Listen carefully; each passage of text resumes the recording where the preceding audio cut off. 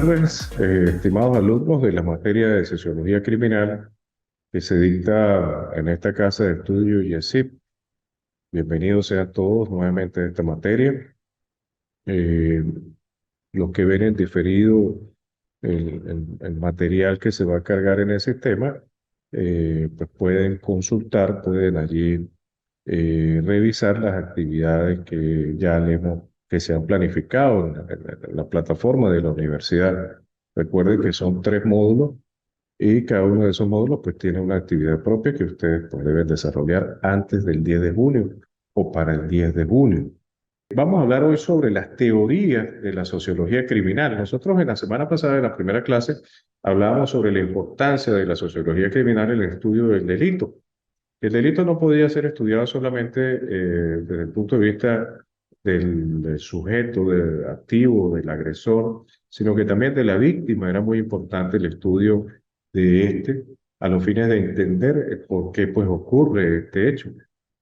Y decíamos que la sociología criminal pues, resulta de gran importancia a los fines de, digamos, llevar a cabo que sean eficientes y eficaces las políticas del Estado para la disminución de la criminalidad. Y también comentábamos sobre la importancia de la sociología criminal desde el punto de vista criminológico y también desde el punto de vista criminalístico, y la ubicábamos allí como una ciencia social que se encarga del estudio del delito como un hecho social. Y al respecto hay varias teorías que tratan de explicar este tema. Y en principio pues, existe la teoría multifactorial. Tenemos la teoría funcionalista, la teoría de la anomia, que es una teoría de gran importancia en el tema de estudio del delito. La teoría sistémica, teoría de conflicto de poder, teoría de conflicto cultural y teoría de escuela de Chicago. Y este tema de sociología, estimado amigo José, los que nos ven en diferido, nosotros ubicábamos la sociología criminal como una ciencia social que coadyuva junto con la criminalística y la criminología a hacer eficaz y efectivo las políticas de Estado, las políticas de gobierno que van dirigidas a la disminución de la criminalidad. Y en este sentido, nosotros identificamos ciertas teorías que van dirigidas al estudio del delito como un hecho social. Hace un momento les decía que el delito no debe ser estudiado solamente desde el punto de vista del agresor, sino que también de la víctima.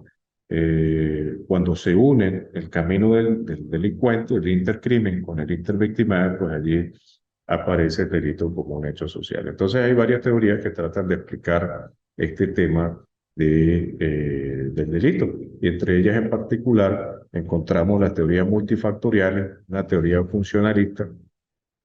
Tenemos la teoría de la anomia, que es una teoría de gran importancia en este estudio, una teoría sistémica de conflicto de poder, de conflicto cultural y la teoría de la Escuela de Chicago. Ahora, ¿pero qué es esa teoría multifactorial? Nosotros cuando hablamos en la clase anterior sobre los diferentes factores que inciden en que el sujeto acuda al delito, no solamente se trata de factores exógenos, sino también factores endógenos, es decir, malformaciones desde el punto de vista genético que llevan a la comisión o impulsan, mejor dicho, al sujeto, al individuo a la comisión de un hecho punible. Factores biológicos, psicológicos, por supuesto, y de medio social. Nosotros sabemos, muchachos, que cuando uno estudia el sujeto, el delincuente como tal, sobre todo en delitos de abuso sexual, violencia sexual, encontramos que en la mayoría de los casos el agresor en su pasado pues ha sido víctima de este tipo de delito. También en los delitos como el robo, como el hurto, encontramos que desde la niñez o en la niñez de este sujeto, pues hay una marcada violencia dentro del núcleo familiar, sobre todo del padre, que agrede o agredió físicamente en la formación, en la crianza de este niño, y pues evidentemente pues lo impulsó en su futuro, ya un hombre maduro, ya un hombre adulto, en la comisión de hecho punible. Entonces, este tipo de factores son estudiados por esta teoría que se encarga de identificar cuáles son esos factores endógenos que impulsan al sujeto a la comisión de un hecho punible y cuáles son los factores exógenos que influyen en el sujeto a la comisión de un hecho punible. Entonces, esto respecto a esta teoría. Ahora, hay una teoría funcionalista y esta teoría nos explica de que el delito es importante dentro de la sociedad. Inclusive afirma de que el delito permite y ayuda a la evolución natural dentro de la evolución natural de la sociedad con la vigencia y la aplicación de ciertas normas que van a buscar el control de los individuos dentro de la sociedad. Recordemos que el delito pues, es controlado por la norma o el comportamiento humano, mejor dicho, sobre todo aquel que va dirigido a la comisión de hechos punibles, pues existe un control a través de la ley, a través del derecho positivo que va a regular nuestro comportamiento dentro de la sociedad. Y afirma esta teoría de que el delito, considerado como un hecho social, pues evidentemente lo que va a buscar es que la sociedad evolucione desde el punto de vista jurídico. Y esta teoría de la novia, Alberto, no sé si me escucha, por favor, quisiera que me respondiera si está escuchando la clase. Eh, Veo que está conectado, pero no sé si está escuchando. Bueno, si ven, como les dije hace un momento, si ven el material en diferido, cualquier duda que tengan sobre estos términos o sobre esta teoría, pues perfectamente pueden escribirme y aclaramos esa duda.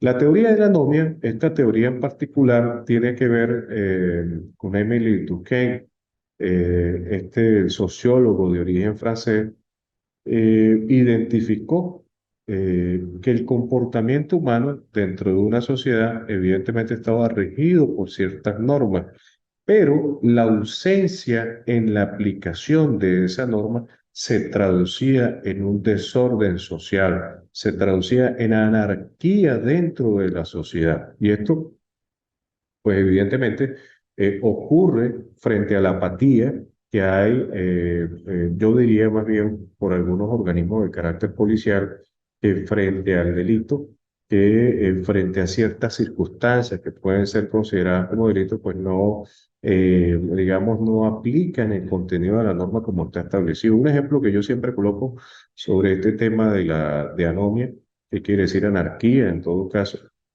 hablamos mucho sobre el tema del contrabando. En la zona de frontera, en Venezuela, nosotros encontramos allí que existe un manejo inadecuado del combustible, de cómo algunas familias inclusive almacenan el combustible en sus hogares, expenden combustible en las vías públicas, en la zona de frontera, y existen normativas en la ley especial del delito de contrabando, en el artículo 16 de la ley especial habla sobre el expendio y almacenamiento de combustible, pero también encontramos en la Ley Penal del Ambiente, en el artículo 102 y 103, el manejo ilícito de sustancias prohibidas o sustancias peligrosas. Entonces aquí sabemos de que hay una normativa que regula este flagelo, pero hay cierta apatía por parte de las autoridades para la aplicación de las normas. Pero también ocurre una situación de carácter social.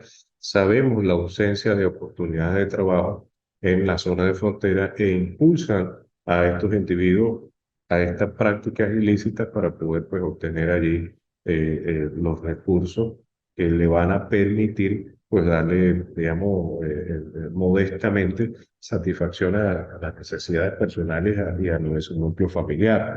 Allí encontramos educación, alimentos y cualquier otra necesidad de salud, por supuesto, y cualquier otra necesidad que tengan allí ese núcleo familiar. Entonces, eso sería la teoría de la novia. Mientras que la teoría sistémica, esta teoría en particular, habla sobre la estabilidad social a través de la norma, a través de la norma jurídica. La existencia del derecho positivo permite que exista cierto control dentro del individuo de la sociedad. Solamente imaginemos que no haya una estructura jurídica, un ordenamiento jurídico que regule el comportamiento de los individuos, de los sujetos en diferentes escenarios y de diferentes maneras que acuden a la comisión de hechos punibles y que no existe el castigo, la persecución, la investigación de ciertos hechos punibles, pues encontramos allí un desorden y eso nos lleva a la teoría que anteriormente hablábamos.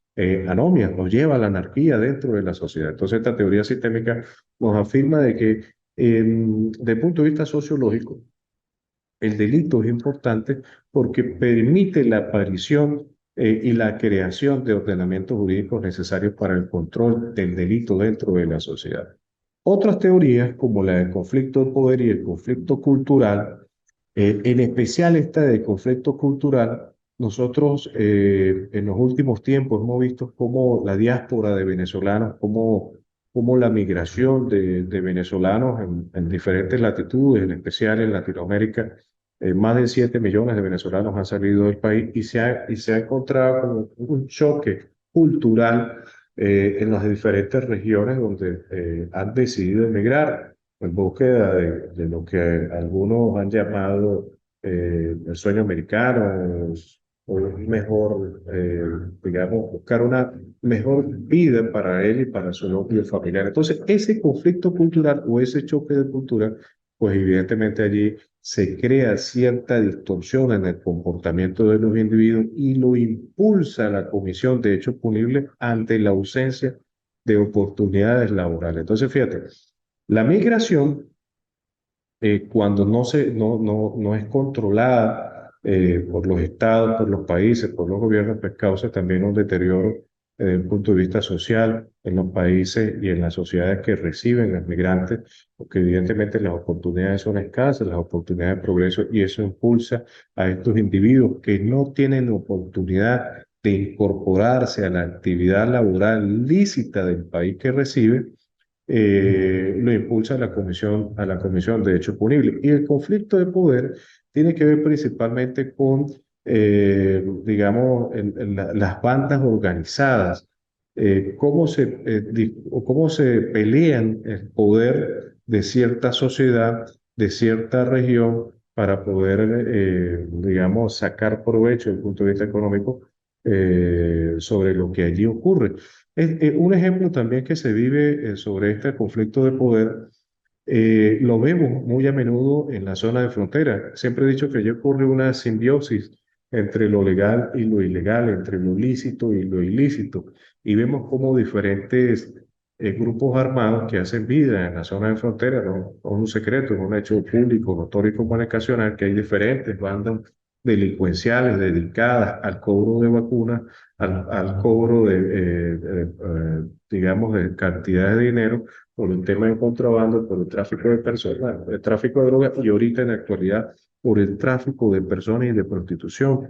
Las bandas organizadas dedicadas a esto y entonces este conflicto de poder, pues esta teoría nos refiere de que también, digamos, acrecienta el alto niveles de criminalidad en esta zona donde hay estos grupos armados. Otro ejemplo de una zona geográfica en Venezuela donde ocurre este conflicto de poder, la zona del sur de Bolívar, el Callao, Tumeremo, Las Claritas, Santa Elena y Guairén. Toda esa zona nosotros vemos como en la explotación del oro de manera artesanal, vemos cómo estas personas, estos mineros, pues son, digamos, extorsionados por grupos armados que les exigen pago de dinero para poder laborar en esa zona. La Escuela de Chicago, evidentemente, pues, fue una tesis que se planteó en Chicago, en Estados Unidos, en la década de 1930. Allí, digamos, se realizó un estudio por qué ciertos individuos que no tenían oportunidad de ingreso en la actividad laboral eran impulsados a la comisión de un hecho punible.